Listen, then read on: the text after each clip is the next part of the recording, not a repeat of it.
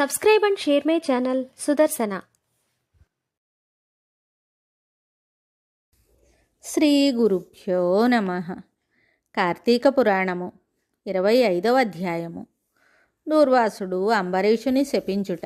అంబరీష, పూర్వజన్మలో కించిత్ పాప విశేషము వలన నీకు ఈ అనర్థము వచ్చినది.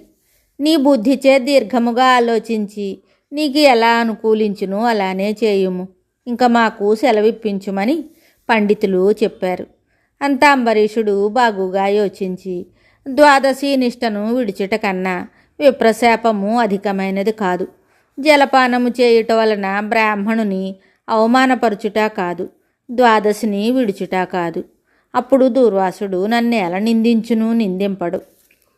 నా తొల్లి పుణ్యఫలము నశింపదు, కాన జలపానమునరించదనని వారి ఎదుటనే జలమును తీసుకొనెను. అంబరీషుడు ఆ విధంగా జలపానం చేసిన మరుక్షణముననే దూర్వాసుడు స్నాన జపాదులు పూర్తి చేసుకుని అక్కడకు వచ్చాడు. వచ్చిన వెంటనే ఆ ముని మహారౌద్రాకారుడే కళ్ళ వెంట నిప్పులు క్రక్కుతూ, ఓరి మదాంధ, నన్ను భోజనమునకు రమ్మని నేను లేకుండానే నీవు ఎలా భుజించితివి? ఎంత దుర్మార్గము, ఎంత నిర్లక్ష్యము, ఎంతటి ధర్మపరిత్యాగివి! అతిథికి అన్నము పెట్టెదనని ఆశ చూపి పెట్టకుండా తాను తినినవాడు మలభక్షకుడగును. అట్టి అధముడు మరు జన్మలో పురుగై పుట్టును. నీవు భోజనమునకు బదులు జలపానము చేసితివి, అది భోజనముతో సమానమైనదే. నీవు అతిథిని విడిచి భుజించావు, కావున నీవు నమ్మకద్రోహి వగుదువే కాని హరిభక్తుడి వెట్లు కాగలవు. శ్రీహరి బ్రాహ్మణ అవమానమును సహించడు. మమ్ములను అవమానించుటని నాది ఆ శ్రీహరిని అవమానించుటయే. నీ వంటి హరినిందాపరుడు మరొకడు లేడు. నీవు మహాభక్తుడునని అతి గర్వము కలవాడవై ఉన్నావు. ఆ గర్వముతోనే నీవు నన్ను భోజనమునకు ఆహ్వానించి అవమానపరిచి నిర్లక్ష్యముగా జలపానమునరించితివి. అంబరీష, నీవెట్లు పవిత్ర రాజకుటుంబంలో పుట్టినావురా? నీ వంశము కళంకము కాలేదా అని కోపముతో నోటికి వచ్చినట్లు తిట్టెను. అంబరీషుడు ముని కోపమునకు గడగడ వణుకుచు ముకుళిత హస్తములతో ఇలా పలికాడు. మహానుభావ, నేను ధర్మహీనుడను. నా అజ్ఞానముచే నేను ఈ కార్యమును చేసి తిని, నన్ను రక్షింపుడు. బ్రాహ్మణులకు శాంతియే ప్రధానము. మీరు తపోధనులు, దయాదాక్షిణ్యములు కలవారు, కావున నన్ను కాపాడుడని పాదములపై పడ్డాడు.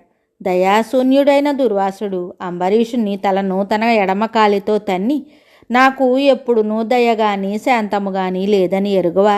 కోపమే నాకు ప్రధానము. దోషికి శాపమియ్యకుండా ఉండరాదు కనుక నిన్ను శపిస్తున్నాను.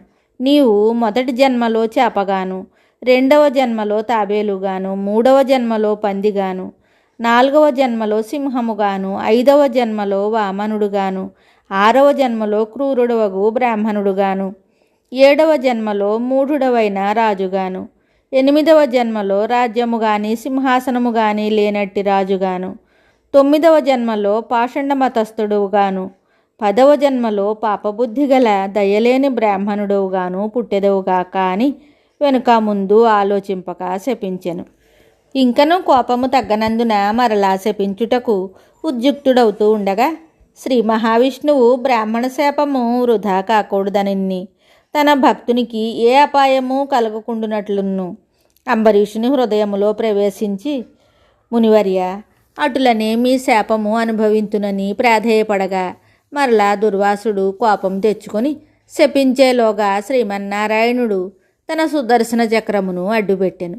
ఆ సుదర్శనము కోటి సూర్యప్రభాభాసితమై అగ్నిజ్వాలలు గ్రక్కుచూ దుర్వాసునిపై పడబోయెను.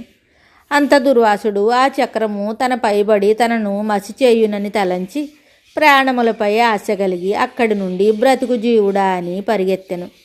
మహాతేజస్సుతో చక్రాయుధము దుర్వాసుని తరుముచుండెను. దుర్వాసుడు తన్ను కాపాడమని భూలోకమునున్న మహామునులను వేడుకొనగా ఆ పని తమకు చేతగాదని చెప్పారు. దేవలోకమునకు వెళ్ళి దేవేంద్రుని వేడుకున్నాడు. ఇంద్రుడు తన వల్ల కాదని చెప్పాడు. బ్రహ్మలోకానికి వెళ్ళి బ్రహ్మదేవుని, కైలాసమునకు వెళ్ళి పరమేశ్వరుని ఎంత ప్రార్థించినను వారు సైతము దుర్వాసుని చక్రాయుధం బారి నుండి కాపాడలేకపోయారు. మరి ఒక అధ్యాయముతో మళ్ళీ కలుద్దాం. శుభం. Subscribe and share my channel Sudarsana.